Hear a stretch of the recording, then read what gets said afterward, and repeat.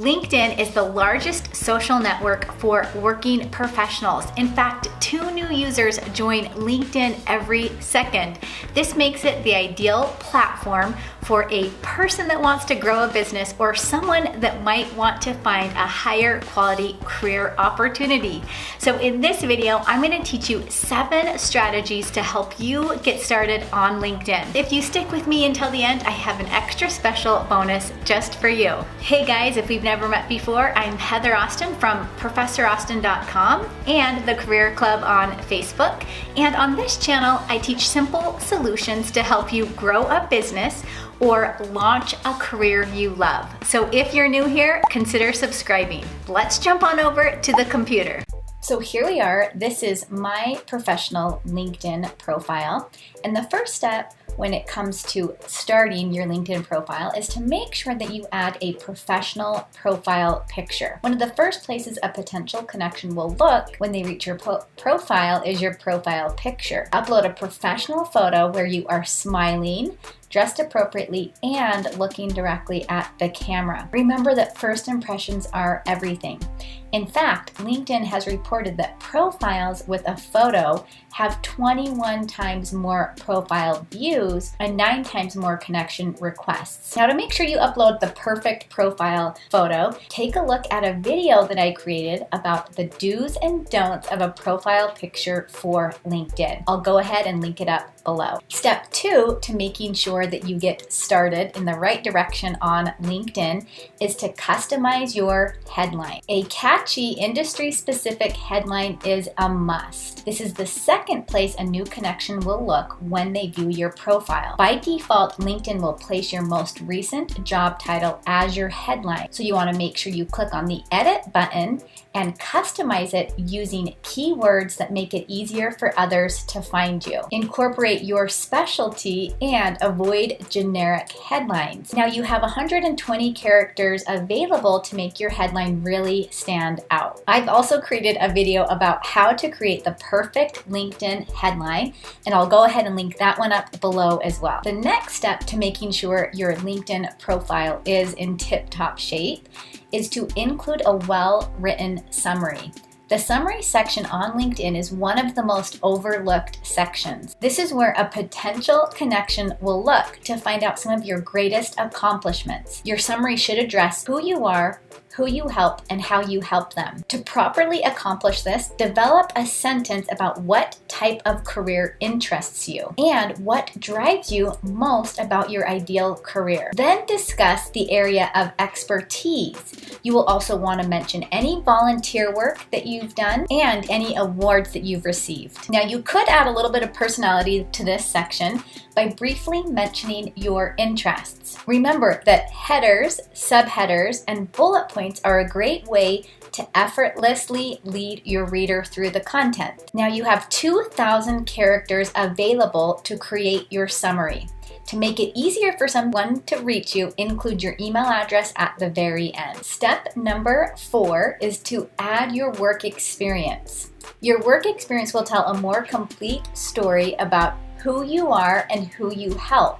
You'll find your work experience section below your main profile section. Go ahead and click on the plus sign. Start with a descriptive title and then enter the company name.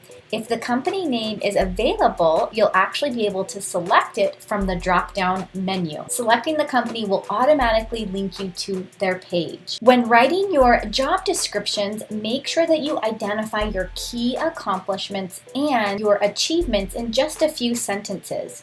You want to strategically place keywords and quantify your accomplishments as best you can using percentages, numbers, and dollar amounts.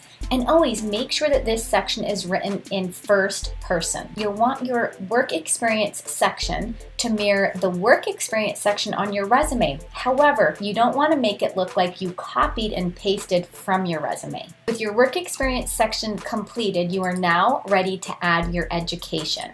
You'll find the education up in the introduction section of your LinkedIn profile. You'll go ahead and just click on the little pencil icon and then find the spot where it lists your education.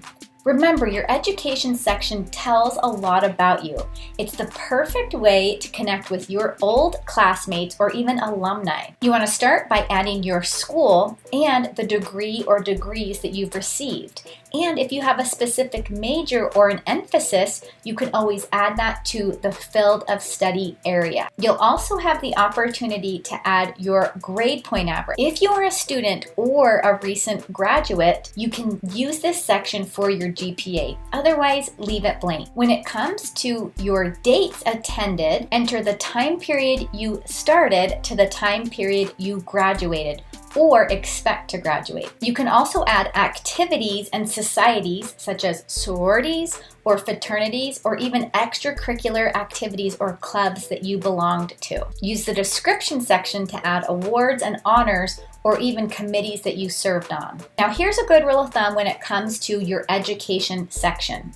If you are more than 5 years out of high school and have an undergraduate degree, you don't need to list your high school. Also, use the media section to showcase any special presentations or reports that you've completed. Now, the next step number 6, is to emphasize your volunteer experience. The volunteer section is the perfect place to highlight your passions and demonstrate how you like to give back. You'll find this section at the very bottom after your work experience and your education. Go ahead and click on the plus sign to add the organization, the role, and even the cause. Keep in mind as you're filling out your volunteer experience section that research has shown 41% of companies find volunteer work just as vital as paid work. So if you have little or even no work experience, you really want to spend time in your volunteer section. And then finally, step number 7 is to add keyword specific skills. This section is found right below the volunteer experience and in what they call the featured skills and endorsements area. You'll go ahead and click on add a new skill, or if you've already started your profile and you have some skills listed, you can go ahead and click on the pencil icon to edit those skills. This section is a great way to showcase your talents, abilities, and your strengths as a professional. Okay guys, I have a couple bonus tips for you before we leave. The first bonus tip is to actually customize your background photo. So you'll notice my photo will actually be located in my main, or what LinkedIn calls your introduction section. You can go ahead and click on the pencil icon. It even gives you a recommended size for your photo. You don't want to get too fancy here, just keep it simple. If you want to add a title of some sort, you can. I actually created a video all about how to customize your background photo, so I'll go ahead and link that up below as well. And then the last bonus tip is to customize your LinkedIn URL. This is found in the Edit Public Profile and URL section. If you go ahead and click on here, you'll be able to find the Edit URL section in the top right-hand corner of the page. Just go ahead and click on the pencil and add your name or your last name or some combination of your name or even your business name. Now, I created a video about how to edit your URL, so I'll link that one up below as well. Okay guys, there you have it. I hope you enjoyed this tutorial of the 7 top things to help you get started on LinkedIn. Thanks guys for hanging in there with me until the end. I promised you an extra special bonus, and here it is. The LinkedIn Liftoff, a free 5-day email course with workbook to help you get your other LinkedIn sections in tip-top shape. So I have a question for you. What is your biggest challenge when it comes to using LinkedIn?